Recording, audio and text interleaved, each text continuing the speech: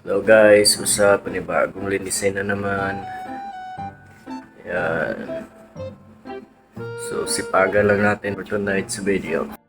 So, ayun dito. Ay, kunting lilinisin.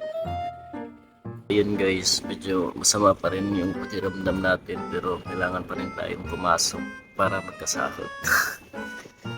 So sa ngayon, Friday, so expected natin marami tayong guests mamaya. So marami siguro tayong reservation. So expected to. Puno-puno na naman to. Puno na naman to lahat dito. So kailangan lang natin ng more energy para diretso-diretso yung trabaho natin. And ayun, so kunting linis na lang. So medyo may naiwan pa pero kaya yan, malilinis agad yan. Then hataw lang lagi. So ayun mga ka-server, so may kunting linisin lang tayo dahil di natin talaga pwedeng maiwasan yung may huling guest talaga na magiinom pa. So hindi naman natin pwedeng palabasin agad. So ito, kunting linis na naman lang ito. Yung mga basura kailangan na nito lagyan ng plastic mamaya. So kunting linis na lang at map para matapos rin namin ito kaagad.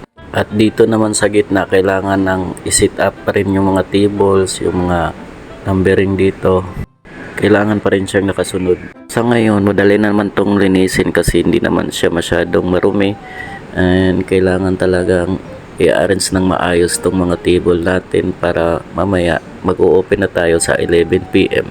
At pag matapos namin to ng maaga, so makapagpahinga pa kami at makakain pa na saktong oras. So ngayon, sisimulan ko na yung paglilinis dito para matapos namin agad ito.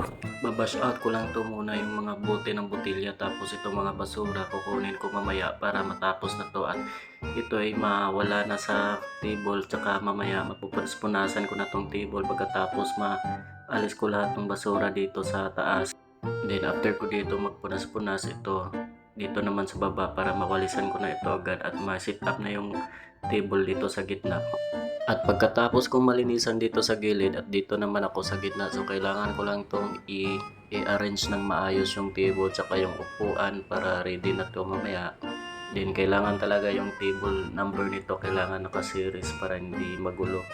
So ngayong gabi mga ka-server, kung kilala nyo tong mga DJ na to, so sikat ito sila. So ito si Korean DJ Xian Park, then si DJ Xiao Yuna, and DJ Jimmy Nocon. Sikat na sikat to si Jimmy Nocon, magaling to mag DJ. So see you guys in Aqua Party Club.